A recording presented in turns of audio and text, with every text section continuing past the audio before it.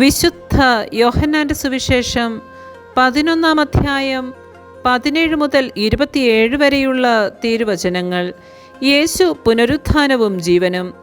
ലാസർ സംസ്കരിക്കപ്പെട്ടിട്ട് 4 ദിവസമായെന്ന് യേശു അവിടെ എത്തിയപ്പോൾ അറിഞ്ഞു. ബഥാനിയ ജെറൂസലേമിന് അടുത്ത് ഏകദേശം 15 സ്ഥാദിയോൺ ദൂരത്തായിരുന്നു. അനേകം യഹൂദർ മർത്തായെയും മറിയത്തെയും അവരുടെ സഹോദരനെ പ്രതി ആശ്വസിപ്പിക്കാൻ വന്നിരുന്നു.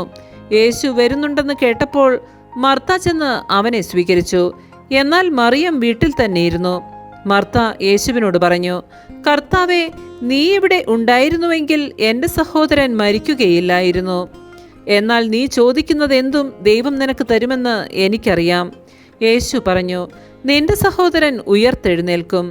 മർത്ത പറഞ്ഞു, അന്ത്യദിനത്തിലെ പുനരുത്ഥാനത്തിൽ അവൻ ഉയർത്തെഴുന്നേൽക്കുമെന്ന് എനിക്കറിയാം.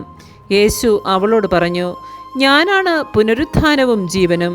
എന്നിൽ വിശ്വസിക്കുന്നവൻ മരിച്ചാലും ജീവിക്കും. അങ്ങനെ ജീവിക്കുകയും എന്നിൽ വിശ്വസിക്കുകയും ചെയ്യുന്നവൻ ഒരിക്കലും മരിക്കുകയില്ല. ഇതു നീ വിശ്വസിക്കുന്നുവോ? അവൾ പറഞ്ഞു, ഉവ്വ്. കർത്താവേ, നീ ലോകത്തിലേക്ക് വരാനിരിക്കുന്ന ദൈവപുത്രനായ ക്രിസ്തുവാണെന്ന് ഞാൻ വിശ്വസിക്കുന്നു. നമ്മുടെ കർത്താവായ മിശിഹായ്ക്ക് സ്തുതി.